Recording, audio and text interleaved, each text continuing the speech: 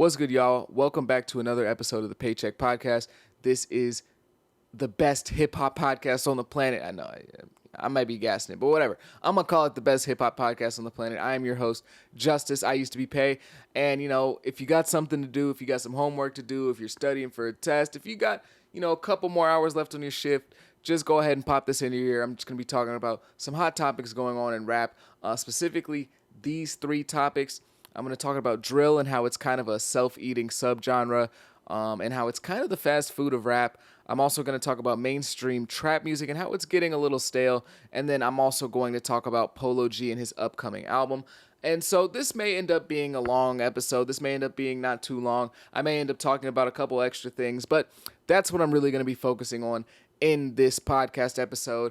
And this is the first ever pre-recorded episode of the Paycheck podcast, so that's kind of cool. People said they like the pre-recorded stuff better, so I'm going to do it in this manner. I don't expect a whole bunch of editing or anything like that unless I do something kind of crazy in between. There may be some jump cuts just because my camera dies or something, I don't know. But in this video, I'm going to start out, this podcast episode, I'm going to start off by talking about drill music. Now, and if you see me looking off my phone, that's because that's where all my notes are. Drill music is kind of eating itself in 2023. Now, we can really see this in New York right now, right?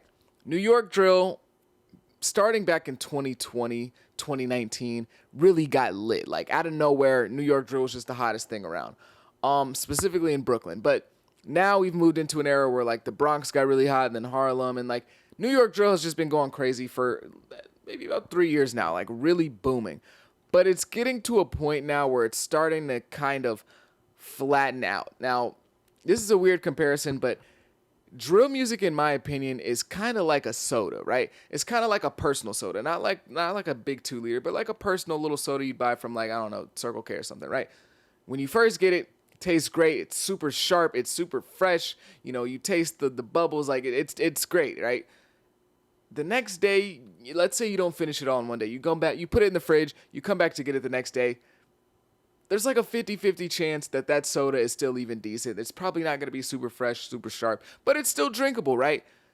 After that, it gets even worse. Now the soda is pretty much just completely flat, and it tastes a little funky. It's just not really what it used to be. And that's kind of what drill music is. Drill music is something that always needs to be fresh. It needs to be hot. There needs to be something going on at all times. Otherwise, it loses its luster. Now, it's always going to be popular. It's always going to do some decent numbers. But for the most part, if it's not super fresh, it's like a flat soda. It's this could be really good, but it's not. It's not super interesting. It's not super great.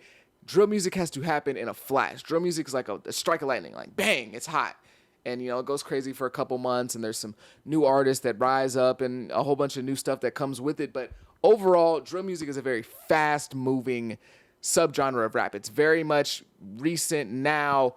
Who just died? Who's doing what? Who spun on whose block? Who did that? It's very, very active in the now. There's not a lot of there is, but for the most part, there's not a lot of long-term storytelling or long-term stories. There's not a lot of huge amounts of build up and then it finally pays off. That doesn't really exist in drill. It's very much in the now, and it happens in the now. So it kind of makes drill music go a little bit faster. It makes it flame out a lot faster than pretty much any other subgenre that there is in rap. And if you see me keep looking over at this corner, I'm just making sure that this thing is still recording. But recently, a drill artist named S.Go, I believe, got arrested, and he was doing numbers. He was doing, numbers. He has the one song that the Turbulence dude always sings. I forgot the name of the song, but he's a rising drill artist, got some really good numbers, did, 1 million views on a couple videos. He was on the way up, and him getting arrested just kind of went to prove my point about drill music and how fast it is, right? Drill music, this isn't anything new, but drill music, especially nowadays, it's not like the 2010s. It's not like back in the day, which sounds crazy to say the 2010s is back in the day, but it's not like back in the day. Everyone is going to go to jail. You're going to go to jail or you're going to die. Now, that's always kind of been the two options of drill music was you either die or you go to jail, or, you could take the third option and kind of move away once you get popular, and maybe you just get lucky and you end up surviving and not going to jail. But for the most part, in drill music, you either die or you go to jail. And that's really been heightened in the modern era, especially the jail aspect. Not so much the dying aspect, which, I mean, it's still there, but really the jail aspect, because it's not the early 2010s. One of the biggest things about drill music, one of the biggest parts of it, is self-snitching. Let's just be honest. It's self-snitching. It's telling on yourself and making sure everyone knows that you're the baddest, toughest dude on the streets. You run your block. Everybody's scared of you. You walk down the streets. Everybody runs away, right? That's part of drill music. And it's not like other genres of rap where you can kind of be like, oh, you know, I'm the big boss and all these guys, you know, who like don't let me call my little homies and, you know, they'll come handle you. Like, no, it's like I'm the one doing it. It's like I'm really him. I don't need like, that's like a part of drill. It's like you're the one, you're the savage. You're not the one that's at the top of the bloodline and that bloodline. You're not the top of the food chain. You're not the guy that's sending orders most of the time. You're the guy doing the stuff. They need to worry about you. When they see you, they run. Like, that's a big part of drill. And so to have that kind of aura, you essentially have to snitch on yourself at pretty much every opportunity. You have to talk about the things you've done. You have to, you know, insinuate certain things that have happened that possibly was you. You have to say, only I know about what happened. Like, you kind of have to snitch on yourself in order to be a successful drill rapper. Otherwise, it's just corny, right? And again, I'm not sitting up here and, you know, advocating for people being drill rappers and talking about all the things they've done. I'm just speaking the truth. Like, in general, if you're going to be a drill rapper, you have to have some sort of credibility to the tough guy act, to your toughness, to your street cred, whatever. There has to be some credibility there. But in order for that credibility to exist, you're going to go to jail. Like, you're just going to go to... Now, that's always been a risk, right? Every rapper who does crime or is a gangbanger or who sells drugs, like, there's always that risk of going to jail. But for drill rappers, it's a lot more heightened because not only are they going to do these things, and not only are they going to rap about kind of doing these things, they're going to give you specifics. Like, that's a part of drill music. That's why, like, but like, let's say like Jay-Z, right? If Jay-Z's rapping about selling crack, he probably did sell crack, but he's not going to give you specifics like I was on this block at 2 a.m., August 35th, and I gave it to Lil Rodney, and Lil Rodney passed away. Yeah, I did. Like, it's not going to be that specific. But with drill rap, you kind of have to be that specific. You have to say, yeah, man, what happened to Lil Tutu?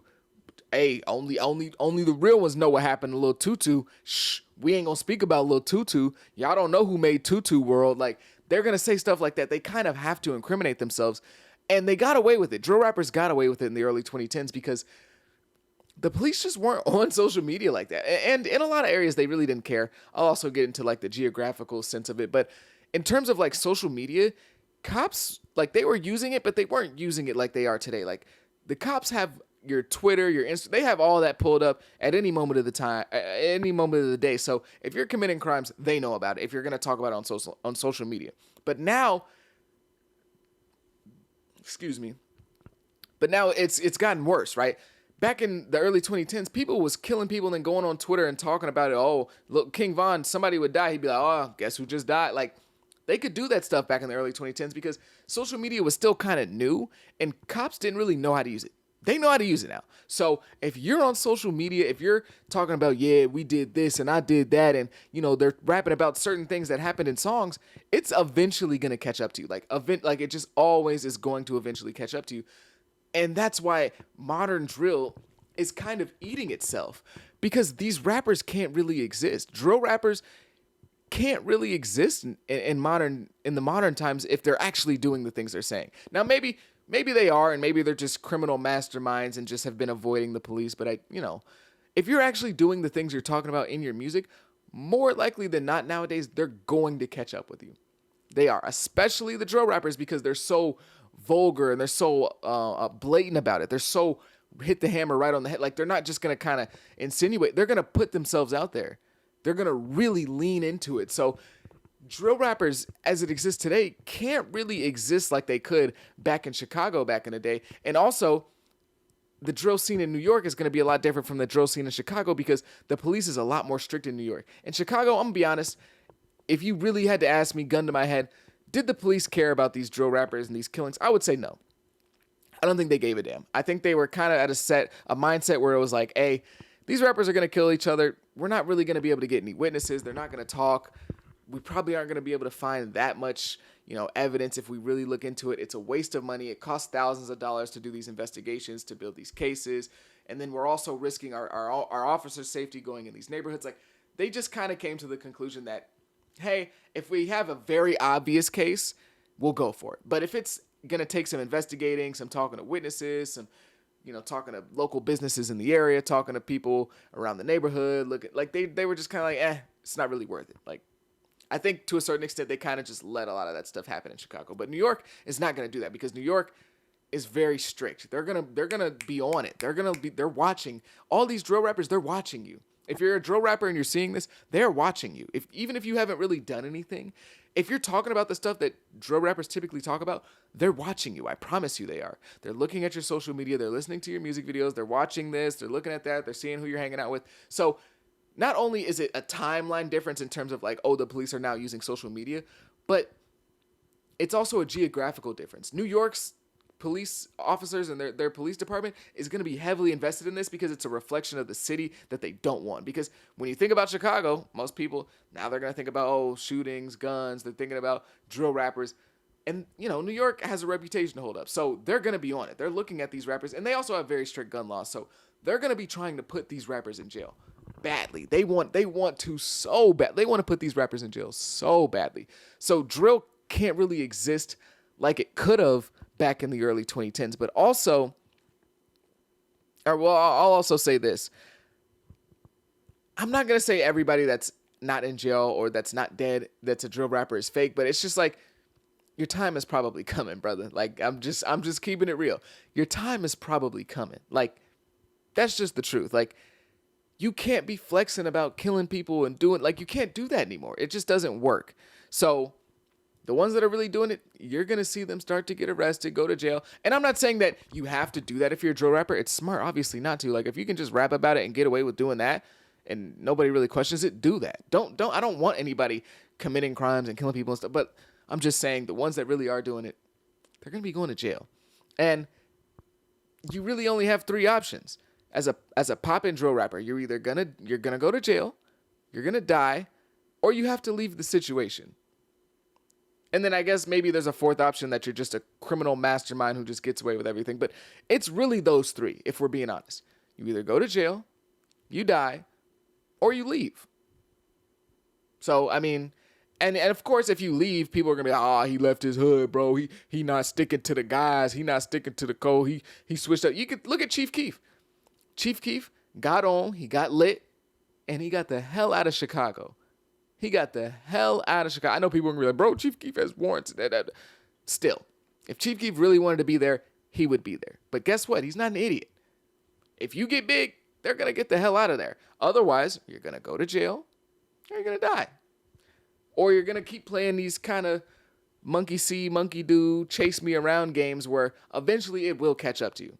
And that's why drill is kind of a self-eating genre. Like, if you're a drill rapper, eventually something's gonna happen. And I don't mean that to be like Debbie Downer, I'm trying to hate, I'm trying to will these things into existence. That's just the nature of the beast, bruh. It's just the nature of the beast. And also, to move on to just like the music aspects, I think New York drill is starting to kind of gasp its last breaths in terms of like being super hot. New York drill is always gonna have like its own thing going on. But in terms of being super hot and being a hot topic, I think it's kind of starting to die a little bit. Also, mostly because a lot of people are just going to jail. But also because, like I said earlier, drill always needs something new. Drill always needs something fresh. There has to be something going on with drill in order for it to be popular, right? So let's kind of go through the timeline. Drill starts off with Chicago. The first thing that really blew up was them dissing the dead. Like, people had never heard anything like this. And of course, there was gangster music before, but not to this extent. Not to the point where it was like, okay, the foot soldiers are the ones rapping, and they're going crazy. They're talking about this. They're smoking on people. Like, this is nuts. It was crazy. But then it kind of fizzled out pretty fast. Like, from like 2011, like end of 2011, early 2012, to like 2014. Then after that, it was like, Chicago drill, I mean, it's still a thing. It's still doing its thing, but it wasn't the hot topic anymore. It wasn't super on fire. It wasn't a landscape where people were just blowing up every single day anymore. It was kind of like, oh yeah, that's Chicago drill. It's still doing its thing, but it's not like super on fire anymore. And by the way, if you go back and listen to all those old drill songs, listen to those beats. Oh my, they have aged horribly. I know it sounds like I'm kind of just like pooping all over drill, but I'm just being honest. Those beats have aged horribly, but still a good time, I guess. Then it moved on to UK drill. The guys in the UK, the Englishmen, they took it over, and they've been doing their thing. UK drill is still kind of lit, but like for the most part, it's like, it's kind of hit a plateau to a certain extent. It's still popular, but it's hit a little bit of a plateau. Then drill went into like a little mini renaissance with Brooklyn and New York picking up not only drill music, but the UK drill beats. That was what was kind of like, oh, this is different, this is interesting, is when New Yorkers started taking those UK beats and putting them into their music. And it was like, oh, Americans are doing their version of UK drill, but really UK drill was doing their version of Chicago drill. So it was like, okay, this is something fresh, this is new. Brooklyn was blowing up, Pop Smoke, all those guys, they were blowing up. It was crazy, it was lit. Then by about 2021-ish, it started to, I said 2020, I meant to say like 2019 for New York drill, for Brooklyn drill. I meant to say like 2019. But then it kind of evolved from Brooklyn to the Bronx. And it was like, okay, the Bronx are doing their thing, they're going crazy. And then, Harlem and stuff like that. But it kind of got into this sample era, which really kind of got super popular with Jacksonville, Florida, to be honest, with the Who I Smoke song. But it really started to integrate itself into drill. Samples were becoming a really big thing, but not just like, oh, we're sampling old rap music, but they're sampling like 2000s pop hits. You know what I'm saying? Like kind of stuff like that, where it's like, this is kind of weird, but it was working. It was super fresh. It was super new, and it was cool. They were sampling, pop, R&B songs from like the 2000s and adding their own little spin on it. And it was, again, super fresh, super cool. But now it's kind of died down to a certain extent. Of course, it's still popping. They're still doing their thing. Don't get me wrong.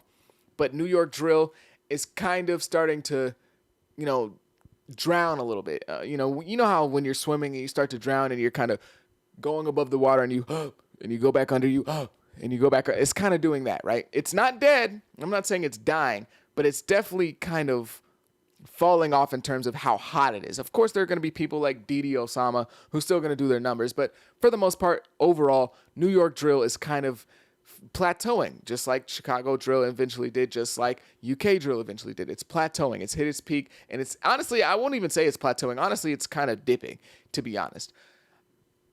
And so drill's going to need something new. It's going to need a breath of fresh air. It's going to need maybe, I don't know, some other city to pick it up and do something different with it. Like drill, it's never going to completely die. I'll say that about drill.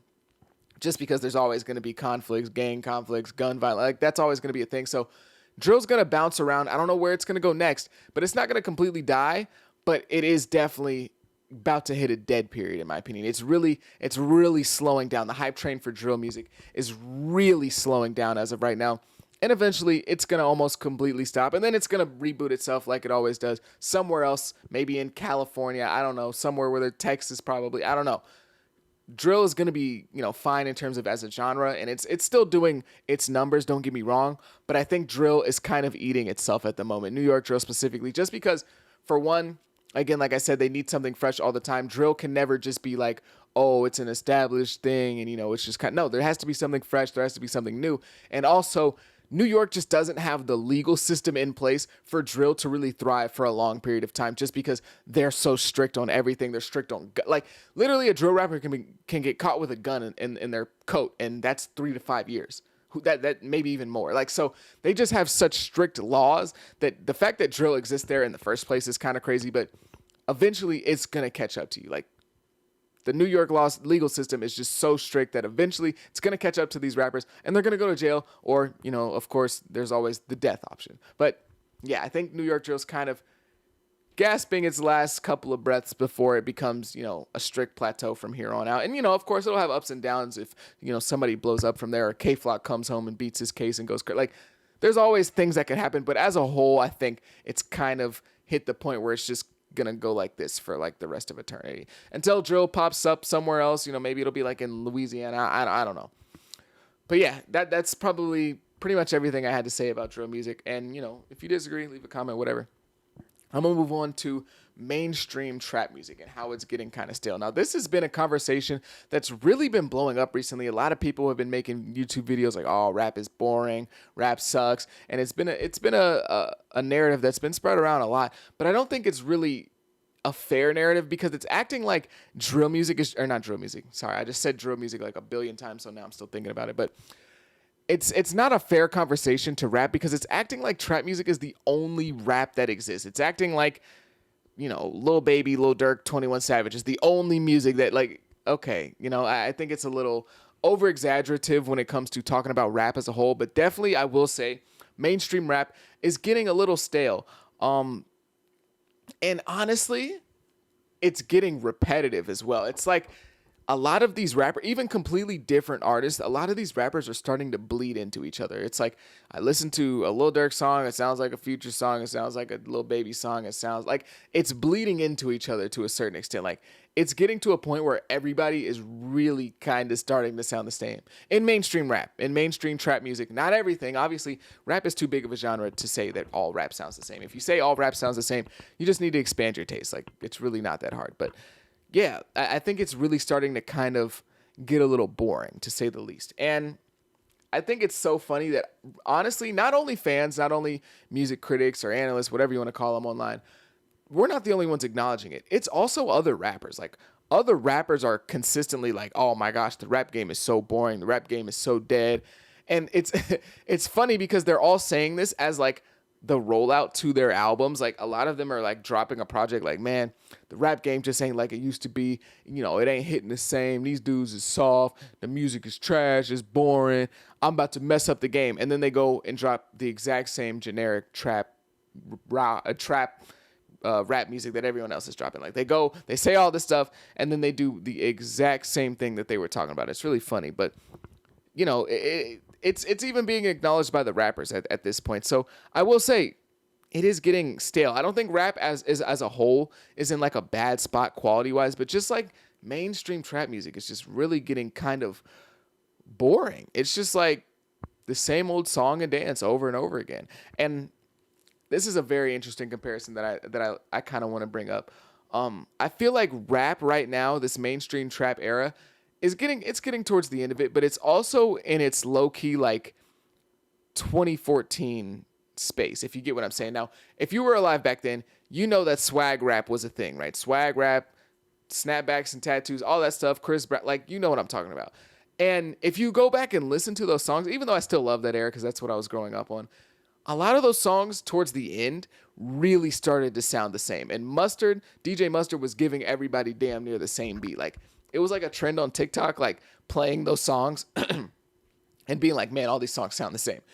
And I think that's kind of the point that we're getting to with modern trap music, is that when we look back on it in 5 to 10 years, we're going to be like, man, this stuff was really starting to sound the same. Because if you go back to 2014, listen to Chris Brown, listen to Tyga, like it was really getting to a point where it was really, really repetitive. Even though some of the stuff was fun and it was cool, it was just kind of becoming like going through the motions to a certain extent. And man, DJ Mustard was scamming people back.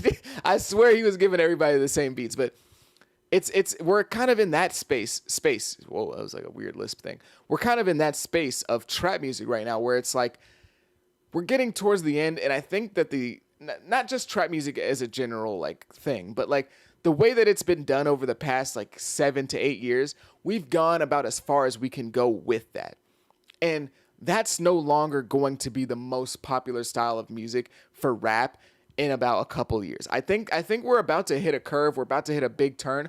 I don't know what it's going to be necessarily. I can't tell you for sure what the new thing is, but I will tell you, I don't think that this specific era of trap music is going to continue on for much longer. Just because, again, whenever things get dull in rap, something new happens. Something new comes along and is the savior of rap and gives it another life for the next 10 years, right? Like when you look at, like I was saying with 2014, DJ Mustard, Chris Brown, that stuff, 2015 hit, 2016 hit, and it was a whole new wave. Of course, we had the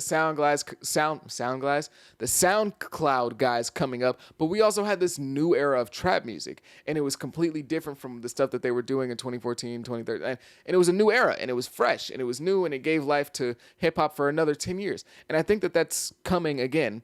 I'm not really sure, again, what it will be, but it's coming, but it's just like everything as at the moment is kind of boring when it comes to trap music. It does sound all the same. Now, there is still good trap music. I'm not saying that there isn't, but there's not a lot to really get super excited for, at least in my opinion. There's not like, when I listen to these projects nowadays, I'm not super gassed like, oh my God, that was crazy. I didn't even like, whoa, I didn't know what, like, it's just like, oh yeah, that was pretty cool. That was pretty cool. Or, I didn't really like it. It's just run of the mill. Like Lil Durk, Polo G, Lil Baby, Thug, Future, 21 Savage, like a lot of these guys' music is starting to kind of bleed together. Not only bleed together in terms of like they sound the same, but also they're on the same projects every single time. Like almost every single mainstream trap project is gonna have Lil Baby, Lil Durk, Future, Gunna, 21 Savage. Like they're gonna all be on each other's projects too. So it's like not only do I think like the genre itself, the subgenre I should say, of trap music is getting a little repetitive, but you're hearing the same voices on every album. Like if you hear Lil Durk, you're gonna eventually hear Future. You're gonna eventually hear Lil Baby. Like they're all kind of in this own little bubble, and it's kind of like an ATL bubble, low key. But it's like they're all in this little bubble, and they're just passing features back and forth, back and forth. And not only are they passing features back and forth, they're passing beats back and forth. And eventually, it starts to really bleed into each other and just becomes damn near one extra long song between like 12 artists is like what it feels like to a certain extent. So I won't say rap as a whole is dying or it's falling off, but I will say that trap music is to a certain extent. It's becoming kind of a relic. Like I just heard Lil Durk's new song and it was cool, but I was like, man, I've heard this song before. And so it's getting to a point where it's like something new is coming. I don't know what it'll be, but something new is coming and it's going to be huge and it's going to be the biggest subgenre in rap. Maybe it'll be trap music, but like reinvented. I don't know for sure. But definitely I do agree with the point that rap mainstream, the top 15, the rap caviar guys, that's what I'll say. The rap caviar guys are getting a little stale. It's getting a little boring. They're still dropping good music, but it is getting a little like, okay, what else? All right, that was cool. What else? Like it is kind of getting to that point. It's not all the way there yet, but it is getting to that point to a certain extent. And hip hop's going to turn the corner. It always does. Hip hop always turns the corner. I don't care what anyone says. You can be around for 20 years like Kanye, like Lil Wayne, but hip hop's going to turn the corner. Whether you're ready or not, who knows? Maybe these artists won't be ready. Maybe we'll get a whole new batch of superstar mainstream rappers in the next couple of years, but hip hop will turn the corner. I know people are like, oh my God, rap is dying. The country music and the pop music is taking over. Yeah, maybe for right now, but rap always turns the corner. Just look at any dead period. You can look at, the 2000s to the early 2010s to the mid 2010s to the late 2010s till now. It's going to turn a corner. I don't know if it'll be rage music. I know a lot of like underground fans are probably like, oh my God, it's going to be, Opium Guys or, it's going to be Summers. I don't know about all that. But it's going to turn the corner and it's going to do something new. Something new is coming for sure. So I'm not going to hold my breath and be like, oh my God, it's the end of hip hop. But yeah, it might be the end of the trap music era as we know it.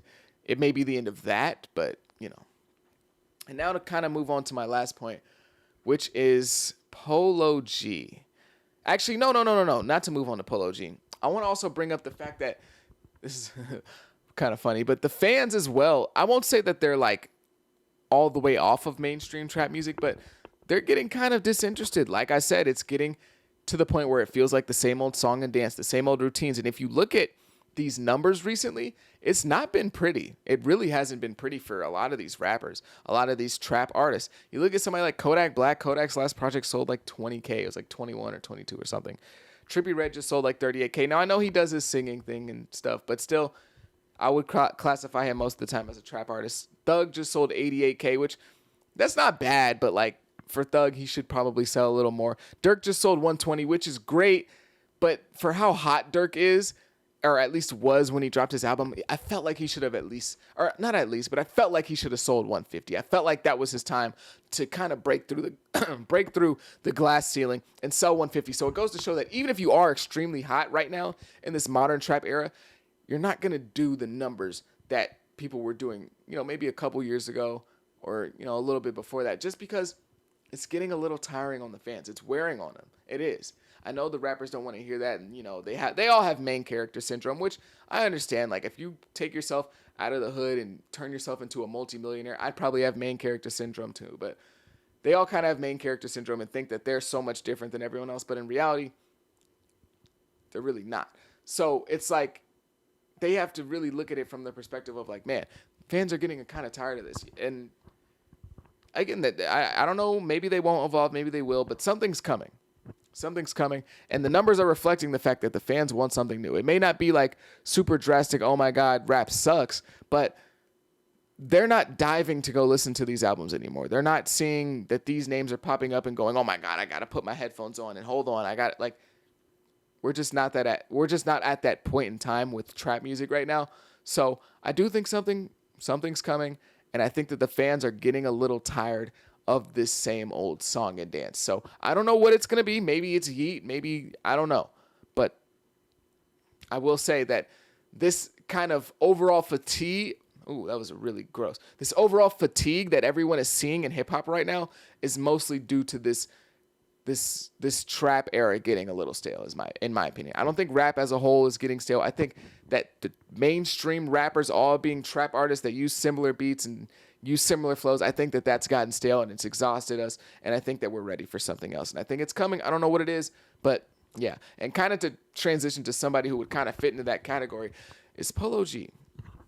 Polo G is about to drop an album titled Hood Poet. He's about to drop this album in September, I believe, September 15th. And I think that this is the time for Polo's redemption. Now, I know Polo fans are going to be like, what are you talking about? Like, Polo's still the guy. But just in the eyes of most people, Polo G isn't who he isn't who we thought he was. Let's just say that. Excuse me. Polo G, in my opinion, this may be a hot take. I don't know. Polo G is the single most talented rapper of this new generation. When I'm talking about pure talent, not music, I mean, obviously he has good music, but I mean, in terms of pure talent, like if you were like, pick any rapper to start off with to like do like a creative fantasy rapper, Polo G for the modern era would be my answer. Like that's how talented I really think this guy is. Like I really do think he's like that. There's nothing he can't do to me on the microphone. He can do rapidy rap stuff. He can do the lit trap rap stuff. He can do drill rap. He can do conscious rap. He can do pain music. He can do the singing. Like he can do rage beats. Like there's not a lot Polo G, in my opinion, just based off talent. There's not a lot he can't do. I don't really see a lot of holes in his game. He's kind of like Paul George. Like Paul George, if you're looking for specific weaknesses in his game, there's not a lot there, right? He kind of does everything well. And I think Polo G is like that as well. And if you look back into 2020, there were 3 guys that people talked about when it came to like being the faces of rap in the future, being the next super duper stars. 3 really young guys. There was Roddy Ricch, there was NBA Youngboy, and there was Polo G. Now, for Youngboy, he's still in that conversation. He's still a rising superstar to this day. Roddy Ricch, not so much. And I don't mean disrespect. I like Roddy Ricch. He's cool. His music is cool, but it just hasn't panned out the way we thought it was. He's not, again, like I said about Polo G, he's not really who we thought he was. And as a result of that, man, Roddy Ricch has just been going through kind of rough times when it comes to his music. Just hasn't been the best for him. But Polo G's kind of that middle ground. Polo G isn't completely just done, but a lot of people have hopped off that bandwagon in terms of him being like one of the next like top dogs, like one of the GOATs. Like a lot of people have jumped off that bandwagon, and I'm kind of halfway. I got a foot on the bandwagon still, but I'm also a foot off, looking like, I don't know. We're looking to see what our next move is in terms of being on the bandwagon. But I will say he's shown us that superstar potential. Like he wasn't in those big 3 conversations with Youngboy and Roddy Ricch for no reason. It wasn't like we just kind of crowned this dude for just nothing. Like if you go back and listen to Die a Legend, like that is an amazing project. That's a fantastic project. For, I believe, his first studio album, that's insane. Like Die a Legend is crazy. That's crazy. I'm damn near about to call it a classic. Like I think it's that damn good. So it's not like we were just saying this for no reason. And then he followed up Die Legend with GOAT, which was also a very good project, but it was a step below Die Legend, at least in my opinion, and in the opinion of most. And of course, it's all subjective at the end of the day. So it's not like I can get on here and be like, like it's not like I can look at it like, NBA stats like, oh, he averaged 25 a game and then he averaged 22. Like, it's not like that. I'm just going off what I thought of the music and what in general most people thought. So I believe Die Legend was up here. GOAT was like right here. And then Hall of Fame for me was just not a very good album. And it kind of perplexed me to a certain extent. Like, man, why? Like, why? I don't understand. Polo G has everything you need to be a great artist. I think he is a great artist. But he has everything you need to make great music consistently. But he's just not doing it to the level he could. At least in my opinion. I know, Polo G, if you see this, don't get all upset. It's just my opinion, bro. Like, it really doesn't matter. But he just isn't really doing all that he could. Like, when you see somebody with a lot of talent and it's just like, man, what's not clicking there? Because he has it for sure. But it's just not all the way there. And I think Hood Poet could be his opportunity to really get back on track when it comes to those big projections and those big ideas everyone had for him. And of course, that doesn't really matter to Polo G. Like, he can do his own thing. I'm sure he's not really sitting at home like, man, the fans don't think I'm the next GOAT. Like, I don't think he gives a damn. But, like, just in general for the conversation's sake, Hood Poet is a really big opportunity for him to kind of shut all the haters up, right? Because a lot of people online, like, honestly, when this album got announced, obviously Polo G has a big fan base, so people were excited, but the general consensus, like, online on social media was like, whatever, we don't really care. Or it was like making jokes like, oh, nobody wants to hear this, nobody wants to see this is the worst day in music. Like, people were making jokes. Like, there's a real lot of negativity surrounding Polo G and his outlook right now. And it just doesn't make sense for a guy that's that talented, in my opinion. So I really do think Hood Poet is going to be one of his, like, I don't want to say it's his last chance, but one of the most pivotal projects of his career in terms of turning around that public opinion on him. And of course, he probably, like, doesn't care, but I'm just talking about what the general consensus of Polo G will be. Like, when people talk about him, are they going to talk about him like he's one of the greatest rappers of this generation?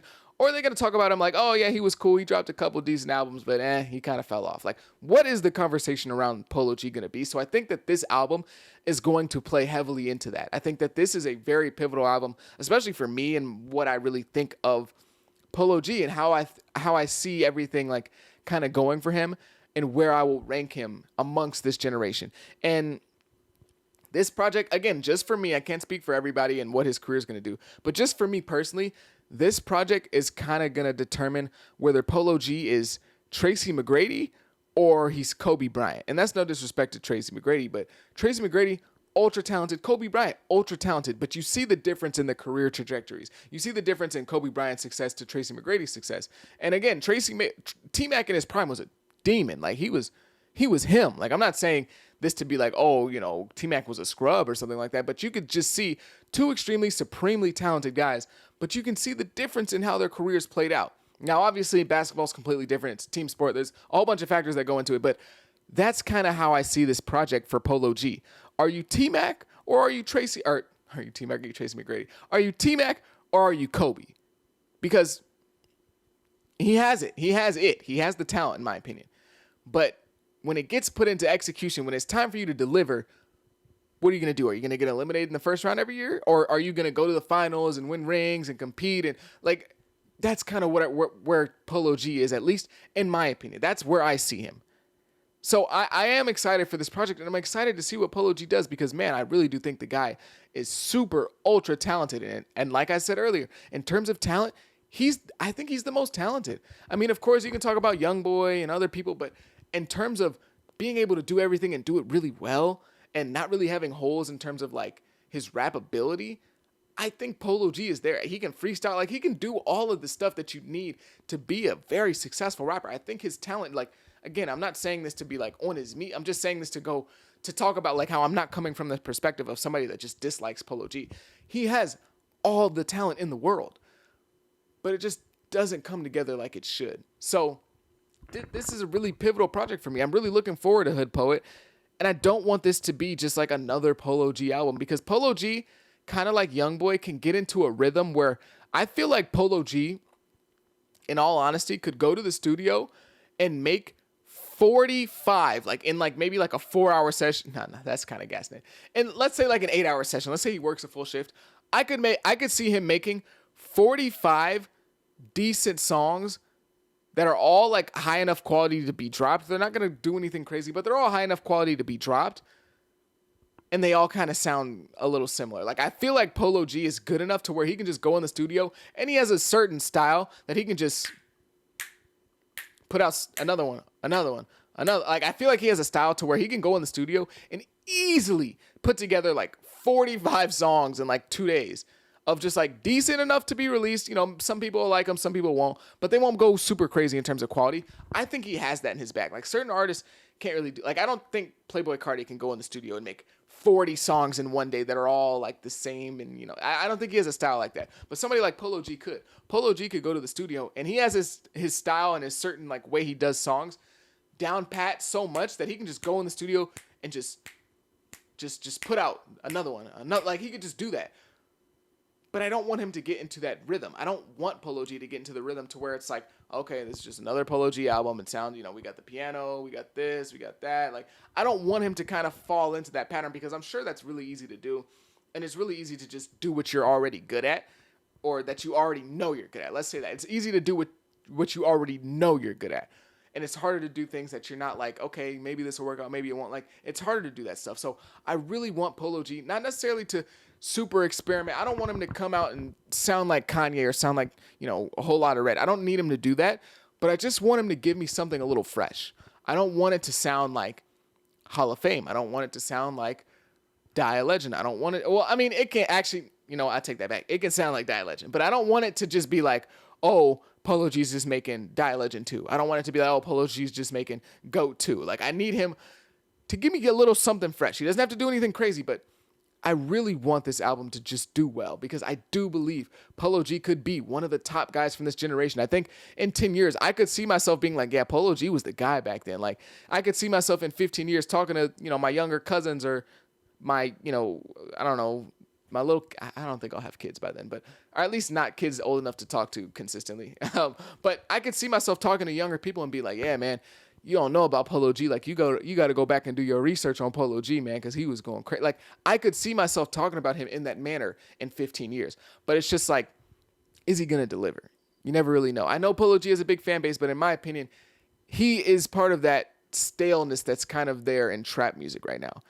It's the same old song and dance. A lot of the songs, again, they sound different, but they're of the same. They're cut from the same cloth. It's like, you know, different shapes that you cut out of an apple, but at the end of the day, it's still a damn apple. So he's part of that. He's part of the problem in terms of like a little bit of that staleness in modern trap music. But I really do think he could do something great with this album. And if he does, I'm going to be extremely happy. And I'm going to be the first person you hear from saying, oh my God, Polo G.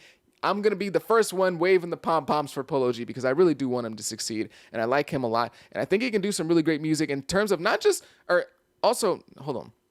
He can do some really great things apart from his music. Not just, oh, he's a good rapper, we like his music, but he could really spit some real stuff, some real like message type stuff. Like, he can do the kind of like stuff that people call J. Cole corny for, but he can do it well, if you get what I'm saying. Like, I don't know. Polo G, I feel like he's a lot more like, I don't know, people would be more willing to listen to somebody like Polo G when it comes to like the kind of corny stuff, just because he really is from like that type of environment. You get what I'm saying? Like, songs like Wishing for a Hero, like he could do like Polo G can really do stuff like that and make it work. Like, I really do believe that like he can do the pain music. He can do the kind of uplifting conscious music. Like, he can do everything. So I really hope that Hood Poet is really good. I also want to say, I think the acronym for Hood Poet's kind of corny. Like, I don't think you needed an acronym for it. Like, especially because it's a long ass acronym. I think it's like he overcame obstacles. He overcame obstacles. No, he overcame obstacles, or I don't know what the hell. It was really long. It was just like he overcame obstacles or something during traumatic, or I don't know. It was really long. I was like, dude, I don't know, whatever. But yeah, I mean, it's cool. Do your thing. I'm not here to like crap on him because it probably means a lot to him. I just think that having an acronym for Hood Poet's kind of unnecessarily. Like, Hood Poet enough in itself is already like, okay, we get what's going on here, but I mean, I guess it adds a little couple extra layers to the onion, whatever. I just think it's kind of stupid to have an acronym, especially one that's not really easy to remember. Like Rilo Rodriguez is GIHF, like goat in human form. That's easy to remember, but it's like he overcame obstacles during pain or emotional trauma. Like that's kind of long, but I don't know. But not my album. So whatever, Polo G. I just really hope that it's really good because I do think that he could be like an all-time rapper when it comes to like this generation.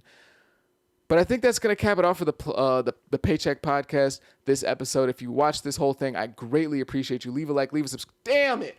Oh my god! I just realized I recorded the entire episode without saying leave a like or a subscribe. The entire episode.